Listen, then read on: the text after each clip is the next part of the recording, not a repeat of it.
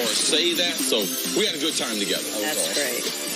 Hey, guys, there's a reason people don't want drama in their lives. Proof is in the Golden State Warriors. A lot of drama this week. Let's recap, all right? On Monday, Durant and Draymond got in a tiff. On Tuesday, Draymond was suspended. On Wednesday, Draymond said he spoke with KD. We'll get to Thursday in a second, but first, here's what he had to say. I've read a lot about how is this the end of the run, or is it over, or did I ruin it, or did I force Kevin to leave?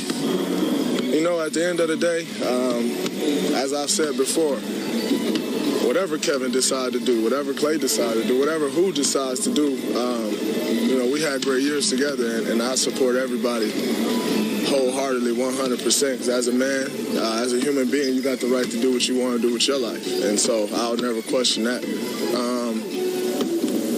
But what you must know is nobody in this organization, from a player, you know, not myself, not Kevin, not anybody else, is going to beat us, you know. So if you one of them other 29 teams in this league, you got to beat us. We're not going to beat us. This only makes Kevin, myself, and the rest of my teammates stronger. That's what it's going to do. So, you know, you think you saw something before. Good luck with us now. Like, we're not going to crumble off of an argument. We're going to move forward. Well, it depends on what you mean by moving forward, Draymond. How did all the drama affect the Warriors last night against the Rockets? Well, Draymond scored no points. Clay and Durant hit no three-pointers, and the team got blown out 107-86 by the Rockets. I'd say it affected them. Oh, and Steph Curry couldn't save them as he continues to sit out with that groin injury. But according to Draymond, who spoke again post-game, Warriors have no problems. We didn't play our best game. It happens. You know, if those emotions are what caused us to lose, then it's my bad, you know, but, you know, we're not panicking or think like, oh, man, we're not a great team. We're still the best team in the league, and we're going to win more games and a bunch of games and go win another championship, and we'll be fine. All right, one of the things that I learned here from both of you, you in basketball, you in football, is that a lot of stuff that happens off the field, off the court, shouldn't and doesn't affect stuff on the court because it's a game and these are grown men and they're doing their jobs. But with what happened this week, what was your reaction? Did that all culminate in what we saw on the court last night, Nick? Well, listen, what we saw on the court last night was, as we've seen time and time again, this Warriors team, no matter how much talent they had, if Steph Curry's not playing, they're an average basketball team. I don't know how, I don't know why. When you have Durant and Clay and Draymond, it shouldn't be the case, but all the numbers say this year, last year, any year, if Steph's not out there, they're an average basketball team. Now, last night, it was exacerbated. Well, most of the NBA teams that have two superstars or two all-stars, they're just above a 500 team. In this new NBA, if you look around the league, if you only got two all-stars, right? Sure, I think and because you have more all-stars, you don't have the type of bench that those other players will have as far as the veteran players. It becomes hard to win in this NBA. Sure, I agree, but I think in most circumstances, I would think that a team with Durant and Clay and Draymond would be better than this team has been over the last 2 years when Steph's out. Like, I'm done with the discussion about who's the best Warrior. I don't care anymore. I know who the most important guy is. It's the guy who's sitting out with a groin injury right now in Steph Curry. But last night was just not about them not having Steph Curry. That was, to me, about the Warriors, and this surprised me. I was surprised they were 4-point underdogs in the game. I was surprised how they played in that game. I thought they'd rise to the occasion. I thought Durant would play a monster game. I thought he'd play angry. I thought he'd take more shots than he did. I thought that at the very least the Warriors would have something to prove to the outside world, even if it was lies. We're fine. Don't worry about us. We're still the Warriors. And last night, they did look like a team, to your point, Jenna, in disarray. They looked like a team that wasn't on the same page with each other. That's one thing, man, I learned at a young age, and it came out of not playing basketball well, upset.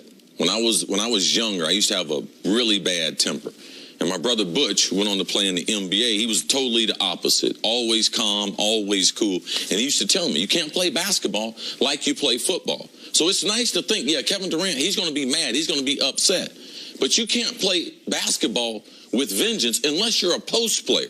Unless you're a guy that's going to take them into the paint, you can play mad in the post, but you can't as far as the skill level. Being mad doesn't doesn't help your jump shot. Doesn't help you to be able to pass the ball. So being upset in basketball, it doesn't necessarily help you. So that's why you see a lot of guys who try to stay cool under the pressure, and we don't see a lot of guys who can be physical and be mad and play effectively for a long period of time. So I didn't expect that. And Kevin Durant is not a conflict guy. And if you're in a relationship with a person who likes to deflect conflict like Kevin Durant does, that's why you have burner Twitter accounts. He is not a confrontational person. So I didn't think he would take this and go the right way with it. He's not that type of person. Now, Draymond, he can do that.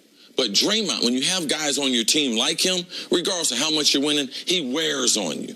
He wears on you day after day. Now, Draymond, if he had gotten to this same confrontation with Boogie Cousins, I could have thought, yeah, this would help the Warriors because both of these guys can take it. And there's a lot of truth to this. Kevin Durant is leaving. Kevin Durant does have the organization in the palm of his hand, and he can decide to do whatever. He's the only one that can do that. But the reason why I'm not going to panic is because the MVP in the NBA, he was over on the sideline in street clothes. Right. And there is no answer for Steph Curry. And also, Cousins is going to be with him at some point this season. So, man, they're going to drill Houston. They're going to drill some teams in the playoffs. So I'm not going to overreact to this. But this is a foregone conclusion. Kevin Durant, they will never be able to repair the stuff that Draymond said to him, the stuff that he told him, and Durant knows that there's a lot of truth to what Draymond was saying. Well, and the reason that Durant was so wounded by this, and I read Chris Haynes' great story that has almost the exact quotes word for word. It's as good of an accounting of it as I've seen. I listened to Zach Lowe and Howard Beck talk about this. I really tried to go deep on everything that was happening here. The reason Durant was so wounded by this is Draymond, in that moment on the bench, forget calling him the B word, but when he said to him, go ahead and leave, we don't need you, right. We won without you, you know who Draymond was? All those folks on Twitter that Durant be arguing with. All those folks that Durant still is still dealing with that. Durant made a legacy move to go to Golden State, and it hasn't given him the legacy points he thought he was getting. He's dealing with that from strangers on the internet sending him snake emojis all day, to now the every NBA day, greats. And now his own teammate 3 feet from him is saying everything. Because in Chris Haynes' article, it says Durant wasn't really reacting to Draymond repeatedly calling him the B word. It was when he said, we don't need you, we won without you, that Durant visibly winced. And that's when the team, according to his article, that's what the team said. That's a line you cannot cross. Yeah, and leave now. Yeah. Like that's hard. Like, okay, so forget about we're going to win this championship. Like, you can leave right now. I believe those things, the combination of them, will have a lasting effect. it may be a foregone conclusion that he's gone, but what does that mean for this season? Does that affect them this season, or do we look back and say, oh, that was a little hiccup they had and whatever? Or do you really think that somehow this is going to permeate and become a problem all season long? Some of the effect it's going to have on them is socially. How much interaction are they going to have together? Because I just don't see. I haven't been around a lot of athletes. Does that translate into success? I just don't see a lot of athletes that you can speak that way to and continue the same way. It's no different than the relationships that we're in. When you got significant people in your life, there's a certain level of respect you are expecting, and you are not expecting that person, because of the commitment to the relationship, to step across the line. Kevin Durant's not committed to the relationship. He's only committed to this regular season. So now what I say to you don't necessarily matter, because we ain't committed long term. You're not going to be here. Draymond is stuck there unless they decide, the organization decides to side with Kevin Durant and move Draymond. But, you know, when you're in a committed relationship, you got to be careful what you say, and there are lines that you cannot cross. And I believe Draymond crossed one. It will affect them how they are.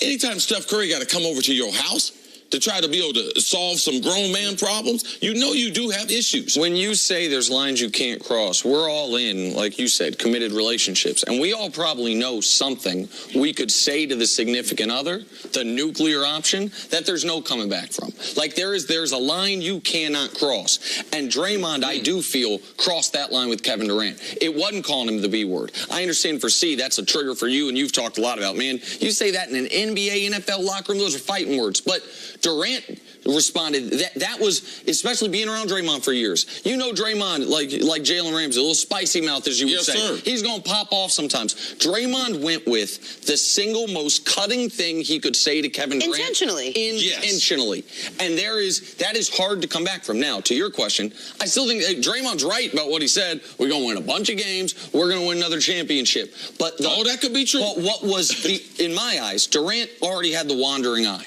and he was already planning an exit. The only way he was going to stay was an overwhelming joy of the season, the joy that the Warriors had in the 73-win season. That is gone now. So now I don't see a way that this thing continues past this year. I don't think it's Draymond's fault, but Draymond certainly didn't help the situation. Wow, no one saw this playing out this way. Watch like that sand wondering through the eyes. hourglass. Listen, Steph has had to come over to my house. Well, she lives there, but there have been times where she's had to. Coming up, why is Boogie even gotten Carson Wentz afraid of the Saints? Hear it from him next on First Things First.